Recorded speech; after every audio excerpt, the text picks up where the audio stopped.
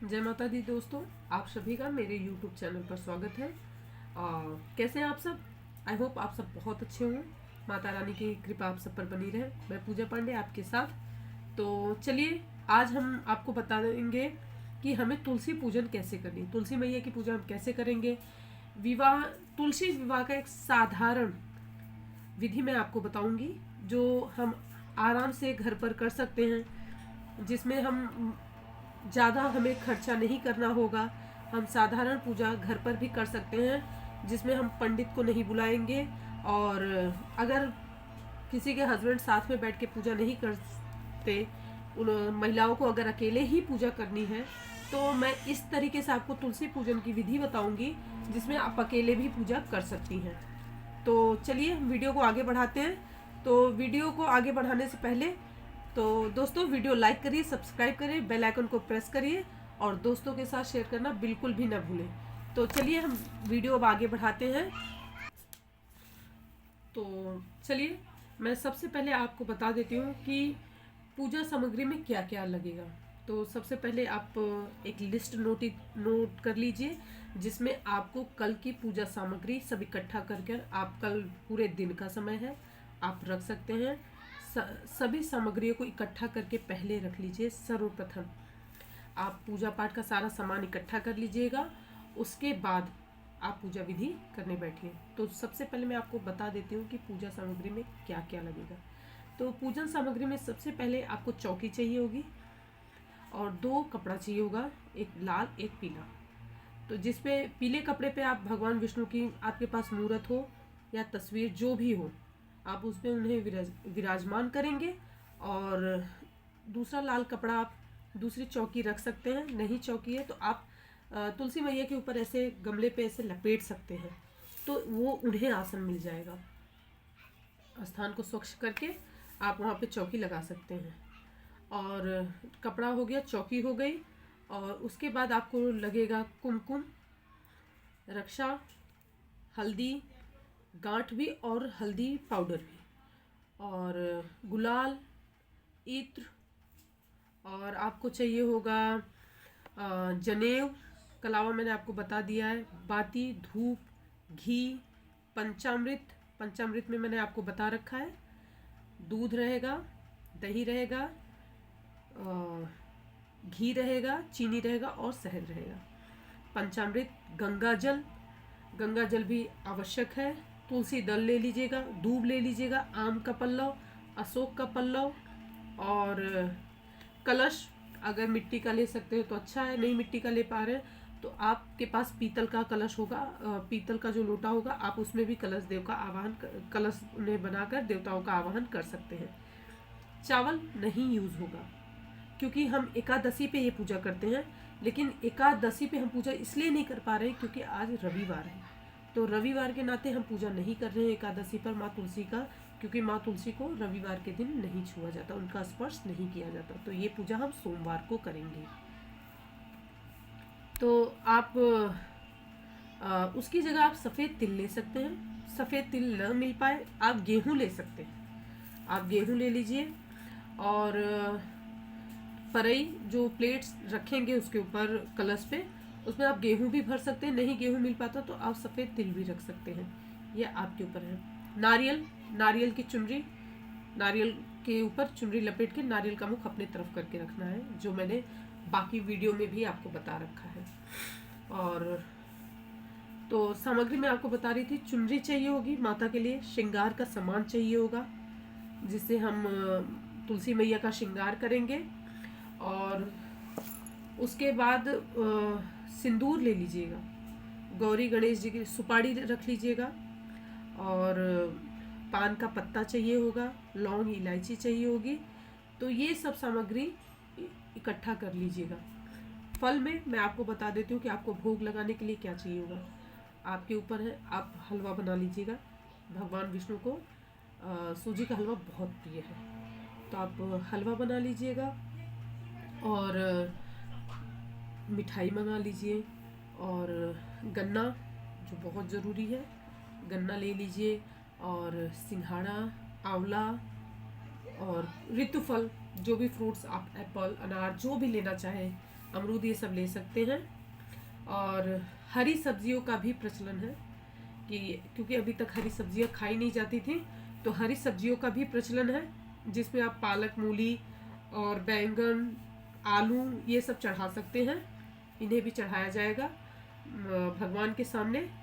तो ये सब हो गया। इतने सामान को आज ही आप इकट्ठा करके रख लेंगे, रुई वगैरह हर एक चीज़। और गन्ना जरूर ले लीजिएगा जिससे हम मंडप बनाएंगे। तो इतना सामग्री आप इकट्ठा कर लीजिएगा। उसके बाद अब मैं आपको बताती हूँ कि आपको पूजा कैसे करनी है, पूजा विधि भी बता देती हूँ। पूजा विधि में सबसे पहले आप चौकी लगाइए। चौकी लगाने स्थान को शुद्ध करके चौकी लगाइए।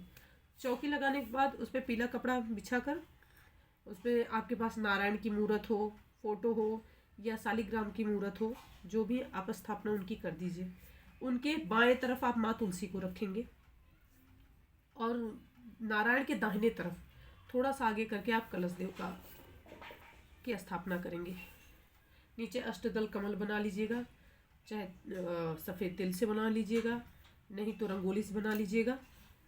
अष्टदल कमल बना लीजिए और उसके बाद सामने पान का पत्ता उस पर आप गौरी मैया को और गणेश जी का आवाहन करेंगे।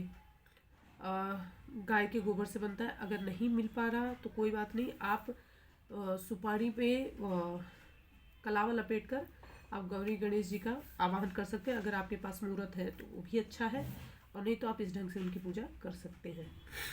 और तो सर्वप्रथम हमें पूजा करनी है गौरी गणेश जी की। कलश में मैंने आपको पहले ही बता दिया कि क्या क्या डलता है। मैं एक बार फिर से रिपीट कर दे रही हूँ कि कलश में आप उसके स्वास्तिक बनाएंगे उसके ऊपर, और उसमें गंगा जल डालेंगे गले तक, गले पे कलावा बांध देंगे। और उसके बाद आप उसमें सिक्का, सुपारी, हल्दी की गांठ, दूब, लौंग, इलायची और 7 चीज़ें होती हैं। लौंग, इलायची, दूब, सुपारी और सिक्का, हल्दी की गांठ और गंगा जल उसमें तो डलता ही है। ये सब सामग्री आप करके पान का पत्ता भी डाल सकते हैं। ये सब पान के पत्ते पर करके आप ये सब डाल दीजिएगा। अगर किसी कारणवश कोई सामग्री ऐसे नहीं है तो 5 चीज़ें भी करके डाली जा सकती हैं।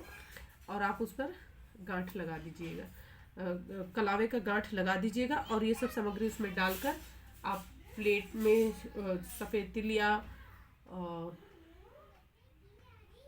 गेहूँ रखे हैं वो आप कलश पर रख सकते हैं।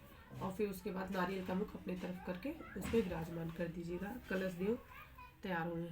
पंच पल्लों में आपको आम का पल्ला मिल जाए या अशोक आम दोनों मिल जाए तो आप डाल सकते हैं। पान का पत्ता मैंने इसलिए बताया डालने के लिए कि पंच पल्लों में वो भी आ जाता है।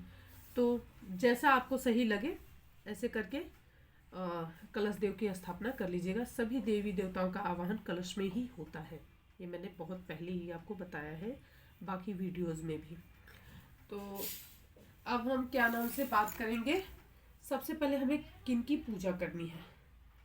हमें पूजा करनी है सबसे पहले गौरी गणेश जी की। गौरी गणेश जी की हम पूजा करेंगे। सबसे पहले आप हाथ में पुष्प लीजिए, गौरी गणेश जी की प्रार्थना करिए और फिर उन्हें समर्पित करके फिर उन्हें आप स्नान कराएंगे जल से, पंचामृत से। फिर उन्हें आप उपवस्त्र कलावा रूपी आप उपवस्त्र उन्हें चढ़ाएंगे। उस गणेश जी को आप जनेऊ चढ़ाएंगे। उसके बाद आप उन्हें कुमकुम, हल्दी, गुलाल, अष्टगंध चढ़ाएंगे और माँ गौरा को आप सिंदूर अर्पित करेंगे। इतना करने के बाद आप फिर उन्हें इत्र चढ़ाएंगे। इत्र चढ़ाने के बाद धूप दीप दिखाएंगे। धूप दीप माला फूल अर्पण करिएगा, धूप दीप दिखाइएगा और उन्हें भोग लगाइएगा। भोग लगाने के बाद आचमन कर आप उन्हें पान में एक लौंग इलायची डालकर उन्हें बीड़ा चढ़ाएंगे, दक्षिणा चढ़ाएंगे।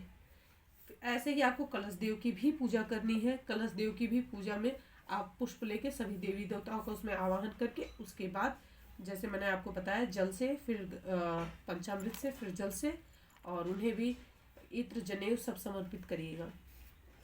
इसके बाद नारायण की पूजा होगी।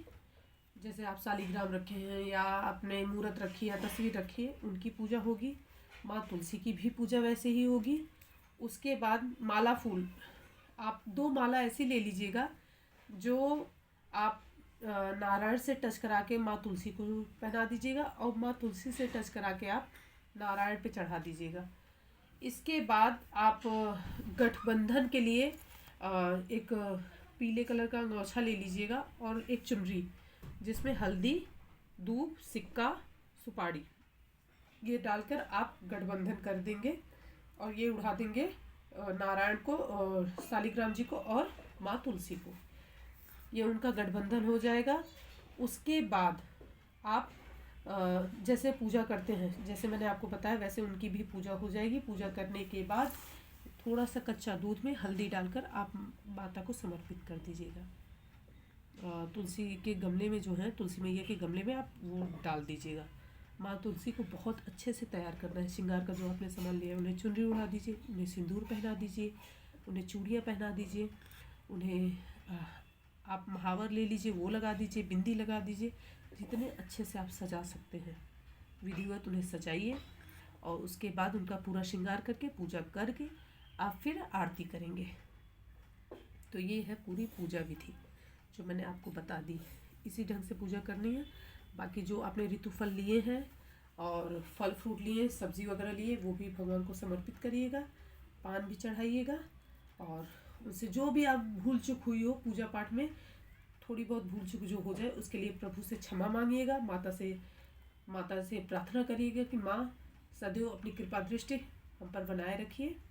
और जो मैं हमेशा कहती हूँ कि भाव होना चाहिए, सबसे विशेष है भाव। और किसी कारणवश अगर कोई सामग्री आपके पास उपलब्ध नहीं हो पा रही तो आप हाथ जोड़कर आंखें बंद करके उस चीज़ का मन में एक दृश्य बना लीजिए कि आपके हाथ में वो है और आप वही समर्पित कर रहे हैं भगवान को या माँ को वही चढ़ा रहे हैं, तो वो चीज़ चढ़ गई। इसे कहते हैं मन की पूजा, जो आप हृदय से कर रहे हैं। तो आप इस ढंग से चढ़ा देंगे तो वो चीज़ अधूरी नहीं रहेगी, वो आपने चढ़ा दी, वो आपने उन्हें समर्पित कर दी। तो इस चीज़ का आप बहुत ध्यान रखें। कोई चीज़ नहीं हो पाई है तो उस चीज़ का आप आवाहन करके, आप हाथ जोड़कर आंख बंद करके भगवान से उस चीज़ के लिए आवाहन करके चढ़ा सकते हैं। तो वो चीज़ अधूरी नहीं रहेगी, वो पूरी हो जाती है। रविवार वैसे मैं एकादशी को ही पूजा करती हूँ, लेकिन किसी कारणवश अगर हम एकादशी को पूजा नहीं कर पाए, जैसे आज रविवार है तो हम पूजा नहीं कर पा रहे हैं, तो ये पूजा हम इसीलिए कल कर रहे हैं द्वादशी को। तुलसी पूजन आप कर सकते हैं पूर्णमासी तक। आप ये पूजा पूर्णमासी तक कर सकते हैं आराम से। जिस दिन देव दिवाली होती है उस दिन भी किया जाता है। बाकी तुलसी मैया के लिए तो जिनके पास कन्या नहीं होती वो बड़े भव्य तरीके से तुलसी विवाह का आयोजन करते हैं। उसमें ब्राह्मणों को बुलाते हैं, पंडित को बुलाया जाता है, पूजा पाठ कराई जाती है, विवाह के सारे मंत्र उच्चारण कहे जाते हैं। तो ये पूजा विधिवत करवाई जाती है। बट ये मैंने वो तरीका आपको बताया है जो सिंपली हर महिलाएं कर सकती हैं घर में, क्योंकि विवाह पूजन वाला जो वो पूजा होती है ये पति के साथ ही की जाती है, बिना पति के नहीं की जाती। तो और सुहागन स्त्रियां ही कर सकती हैं। जिसने भी 1 महीने दिया बत्ती सब किया है वो महिलाएं पूजन करेंगी। और कुंवारी कन्या पूजा कर सकती है, पूजा में बैठ सकती हैं, बट वो सिंदूर नहीं चढ़ा सकती उन्हें। तो विवाहित स्त्रियां ही माता का पूरा श्रृंगार करेंगी। अब मैं उनके लिए बता दूं कि जिन्होंने महीने भर किसी कारणवश दिया बत्ती नहीं किया है या पूजा पाठ नहीं कर पाई है माँ तुलसी का, तो आप जिस दिन भी तुलसी विवाह करें इस 4 दिन 5 दिन में, तो आप उतने दिए आप बनाकर माता को समर्पित कर सकती हैं। ये उतना ही फल मिलेगा आपको पूरे महीने भर का। और चौकी पे आप 11 दिए जला सकती हैं। चौकी पे आप पूरे 11 दीपक जलाएंगी, क्योंकि हम पूजा तुलसी विवाह का ही कर रहे हैं। और एक आप कपूर जरूर दिखा दीजिएगा, कपूर की आरती होगी। आप तुलसी मैया की आरती कर सकती हैं। आजकल तो इजली है, नेट पे सर्च मारिए, सब आरती आपके सामने हो जाती हैं। तो उसी ढंग से आप उसे पूजा करिएगा और क्षमा याचना जरूर कर लीजिएगा। तो ये मैंने आपको पूरी तुलसी पूजा विधि सब बता दी है। जो साधारण तरीके से पूजा हम कर सकते हैं, जिसमें अगर नहीं साथ में आपके हस्बैंड बैठ के पूजा कर रहे हैं तो आप भी अकेले ये पूजा को कर सकती हैं। इसमें कोई दोष पाप नहीं रहेगा। और यदि आपका और कोई इससे सवाल रहता है तो आप कमेंट करके मुझे ज़रूर बताइएगा। और एक चीज़ और, जो चौकी पे आप सब बनाई हैं वो आप तुरंत ही नहीं उठाएगी, ये सब आप अगले दिन ही उठाएंगी। अगले दिन ही चौकी वगैरह हिलाया जाएगा, वो चौकी उस दिन नहीं हिला सकती, वो सब ऐसे ही रहेगा। आप चौकी अगले दिन उठा सकती हैं। लेकिन अब बहुत जन का ये रहेगा कि अगले दिन मंगलवार हो जाएगा, तो आप पूजा करने के बाद रात में जब 2-3 घंटे बीत जाए तो आप थोड़ा सा चौकी हिला दीजिएगा, बट आप उठाएंगी सब कुछ मंगलवार की ही सुबह। तो मंगलवार की ही सुबह उठाना है आपको, कल नहीं उठाना रहेगा। सोमवार को जब आप चौकी रखे रहेंगे तो 1-2 घंटे के बाद ही आपको सब कुछ उठा के नहीं रखना है। आप मंगलवार को चौकी उठाइएगा, चौकी आप हिला सकते हो। तो ये सब पूजा विधि मैंने आपको बता दी है। मैं पूरी कोशिश करूँगी कि आपके साथ मैं वीडियो शेयर करूँ, पूजा विधि पूरा अपना करके दिखाऊं कि कैसे पूजा मैंने की है। पूरी कोशिश करूँगी, मैं वादा तो नहीं करती, लेकिन हाँ मैं 101% पूरी कोशिश करूँगी कि मैं वीडियो आपको दिखाऊं कि मैंने पूजा कैसे की है। मैं ज़रूर आपके साथ शेयर करने की कोशिश करूँगी। और तो वीडियो पसंद आई हो तो प्लीज़ लाइक करिए, सब्सक्राइब करिए, बेल आइकन को प्रेस करिए और दोस्तों के साथ शेयर करना बिल्कुल ना भूलें। यदि कोई पूजा पाठ में मैंने नहीं कोई चीज़ बताई है और वो आपके यहाँ होती है तो आप अपने हिसाब से वो पूजा कर सकते हैं। मैंने आपको सिर्फ और सिर्फ वही पूजा बताई है जो साधारणतः सबके यहाँ होती है, जो सबके यहाँ होती है, ये वही पूजा विधि है। और किसी के यहाँ और चीज़ें हट के होती हैं और विधिवत होती है तो अति उत्तम है, आप वैसे करिएगा। और ये तो उनके लिए जिन्हें बिल्कुल भी नहीं आता, और ये एक साधारण सी पूजा है सरल विधि के साथ, जो हम सब आसानी से कर सकते हैं। बाकी उनकी पूजा तो दुनिया में कोई नहीं कर सकता। तो चलिए, मैंने अपना एक्सपीरियंस आपके साथ शेयर किया। तो मिलते हैं नेक्स्ट वीडियो में, तब तक के लिए जय माता दी।